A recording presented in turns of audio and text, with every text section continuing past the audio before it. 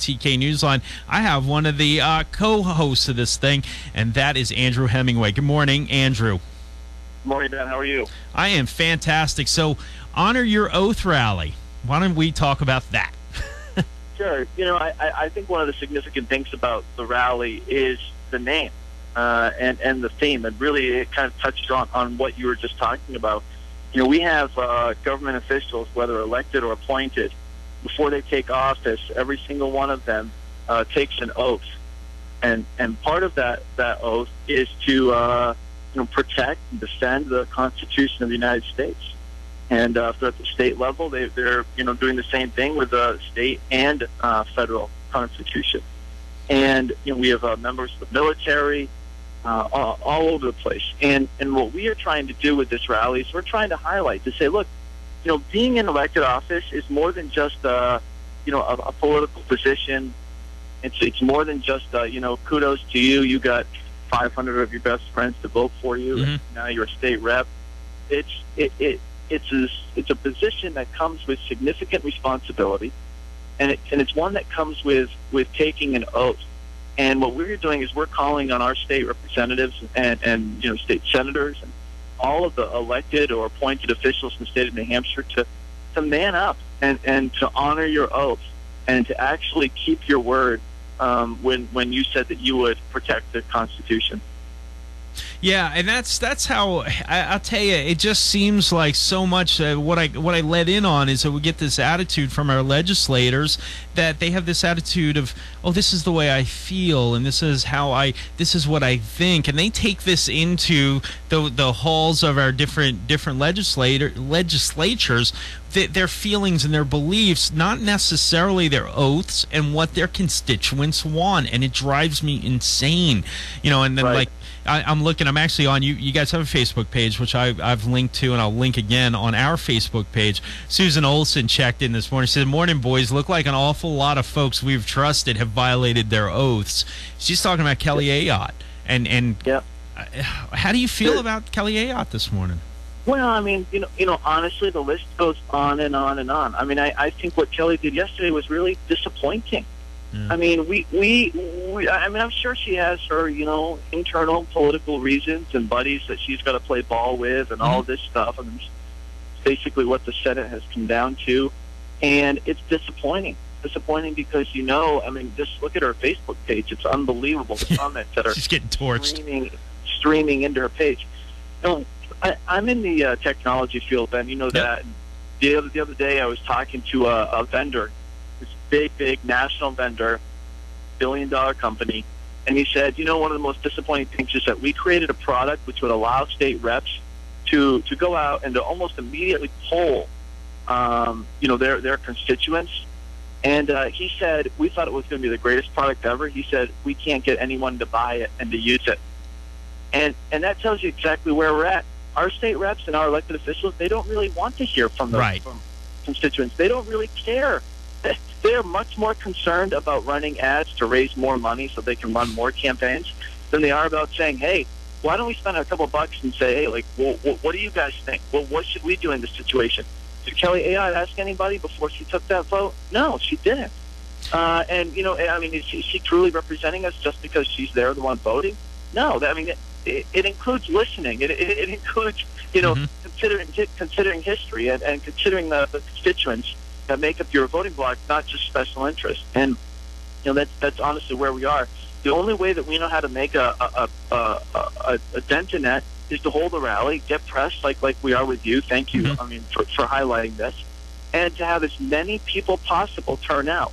Whether you're pro Second Amendment or against Second Amendment or pro-life or pro-choice or whatever it is, all of us agree that we want our elected officials to honor their oath and to keep their word. And we want people of integrity in that office. And what we're trying to do is get as many people together who say, you know what, you're right. They need to honor their oath and keep their word. And, tomorrow at the State House is going to be a big, big event. We've got thousands of people coming. And, obviously, the more that come, the bigger deal it can be and the more of an impact we can make.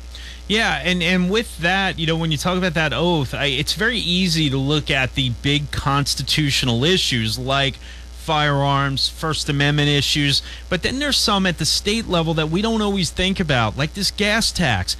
It's written into the state constitution that you will not use those funds for anything but the highways. In the meantime, you got teachers lining up, the state police, everybody's lining up saying, we use roads, we should get some of the money too. And it's like, wait a minute, no. You took an oath against that type of action. They knew in the 1930s, when they wrote that amendment, that those funds would be raided. And that's what we're seeing now. This goes far beyond those civil rights that we like to talk about. This is spending issues and all different kinds of actions at the government level. On the WNTK Newsline is Andrew Hemingway. He's one of the hosts of the Honor Your Oath rally, which is tomorrow. We'll talk a little bit here about in just a second, about the times and all that. Andrew, you know, Jack Kimball's a firebrand. That's no secret. Today, he's got a press release out saying that he and State House Rep John Hinkle have filed a criminal complaint against House Majority Leader Stephen Shurtleff. This does get to the gun issue, HB 135. Why don't you talk about that a little bit?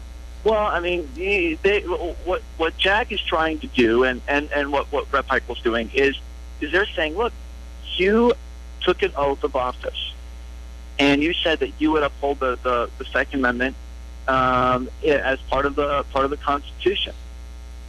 And when you did that, you swore, you gave your word. And HB 135 is obviously the ability for an individual to stand their ground. It's a right to self-defense. That Representative Shurtleff has put forward as saying that we don't have the right to do that. Mm-hmm. We don't have the right to stand our ground if we're being attacked. We need to run away, or politely ask the criminal to please stop, or to perhaps wet our pants so that they'll flee away from us. That's what we've come to. And so what Jack and John are doing is they're saying, hey, you know what? We're going to press charges because you broke your oath. You broke your contract. And what they're doing is they're highlighting the seriousness and making a point of saying it's very, very serious when you take an oath of office. It is a contract that you are making with the constituents of your district, and you are violating that contract. And the only way to settle a violated contract is to take it to the courts. And that's what we're doing. And I know that there are people who are listening going, this seems a little extreme. Well, does it? I mean, how far do you go till you say, look, why even take the oath of office? Why not just high-five everybody and hand them a beer as they slide into their state house? Right. I mean, is that what we've become? I mean, and it's a very serious, sacred thing, and we're tired of that being abused. Yeah, and I'm absolutely with you on the WNTK Newsline. It's Andrew Hemingway. We're talking about the Honor Your Oath rally, and that's what I want to get into right now. Andrew, tomorrow is the rally. What time is it? So 1 o'clock. It's going to start around 1 o'clock. The speakers will start at 1. We've got a band coming, a really, really great band. Nice. It's got, like I said, thousands of people who have said that they're coming, RSVPing, talking about it. There's plenty of parking. It's a Saturday afternoon in Concord, so there's plenty of free parking. And we're going to have activities for about a couple of hours. There'll be lots of really great speakers, and it should be a really great time. I think it's going to be a lot of fun, and it's just another way to get out and to meet more people who are like-minded, who are feeling the same way you are, and it's always an encouraging, really great time. Yeah, Andrew, one of the things that I promote heavily is the idea that you got to get around people you agree with. Sometimes you start feeling like an island. We're hit with a media message. We're hit with all kinds of people. Like you just said a second ago yourself, and you say, hey, this message sounds extreme. That's the media telling you that. And what happens is you start buying that. So, you go to these rallies like the Honor Your Oath rally, or like the Day of Resistance 223, and you get around people you agree with, and it's nice. It's nice to be around people that you say, wow, I'm not an isolationist. I'm not out here on my own. There's people who actually agree with me. It's a good thing.